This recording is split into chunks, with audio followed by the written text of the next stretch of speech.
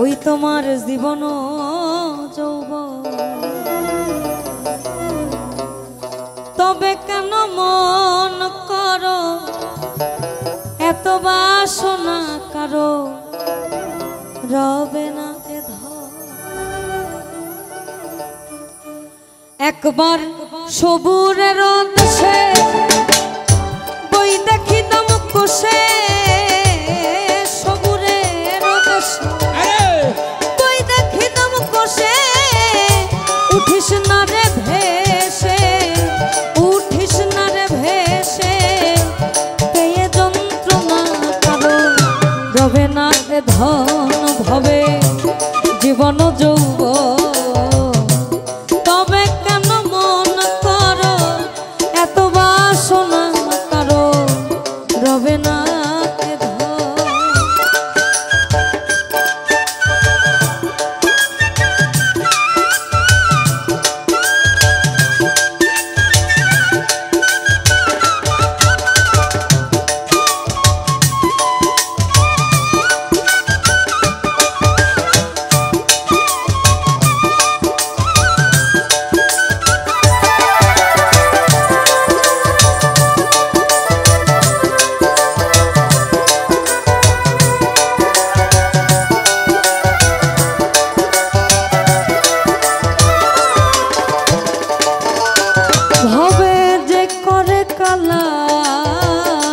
চরণের আশা জানো না রে মান, তার কি দুর্দশা যে করে কালা।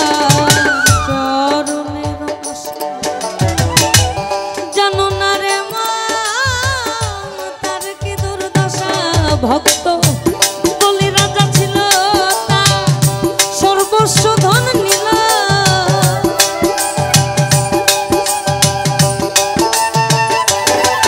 ভক্ত বলি রাজা ছিল তার সর্বস্ব ধন নিল।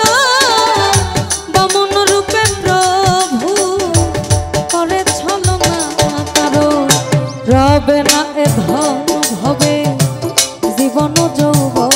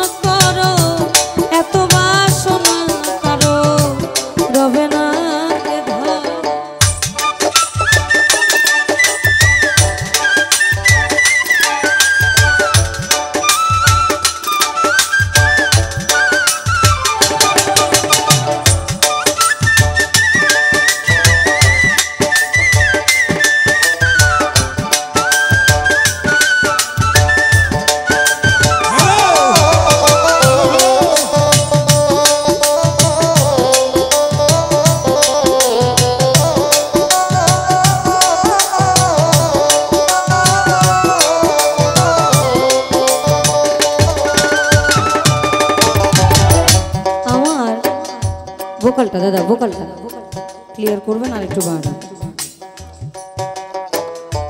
আমি যতটুকু আমার ওস্তাদের কাছ থেকে শুনেছি, কর্ণরাজার দরজার সামনে এসেছিলেন নারায়ণ, অর্থাৎ ভগবান নারায়ণ। উনি এসেছিলেন অতিথি স্বরূপ, অর্থাৎ খাবার বা ভোজনের জন্য।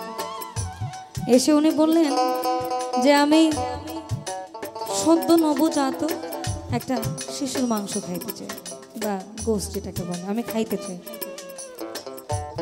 এখন কর্ণরাজা তো পুরা রাজ্য খুঁজলেন, পাইলেন না। নারায়ণের মূল উদ্দেশ্য ছিল ওনার ঘরে যে সন্তানটা আছে সেটা।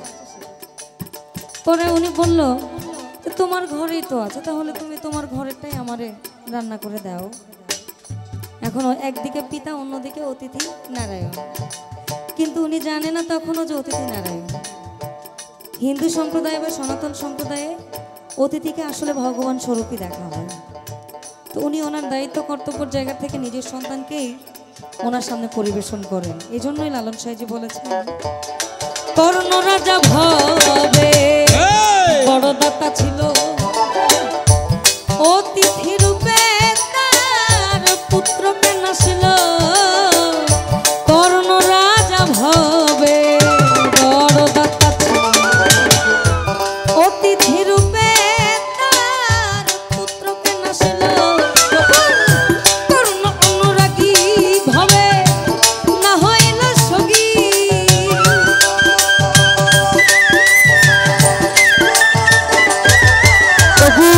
কর্ণ অনুরাগী ভবে না হইল সগী।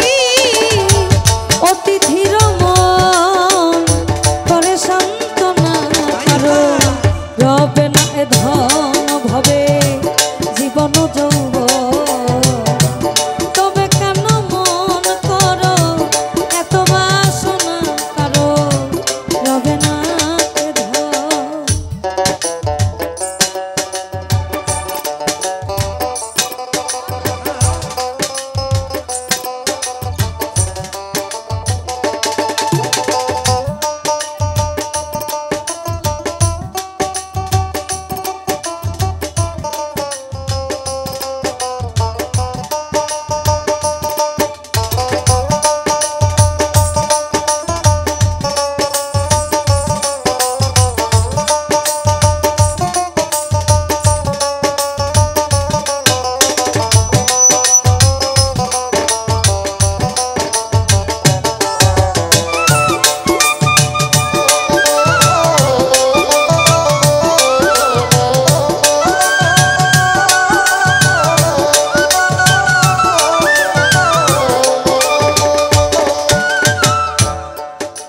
ওই না রামের ভক্ত লক্ষণ ছিল সর্বকালে, শক্তিশাল হানিল তার বক্ষস্থলে। রামের ভক্ত লক্ষণ ছিল সর্বকালে, শক্তিশাল হানিল তার বক্ষস্থলে। রামচন্দ্রের প্রতি লক্ষ্য না ছাড়িল ভক্তি,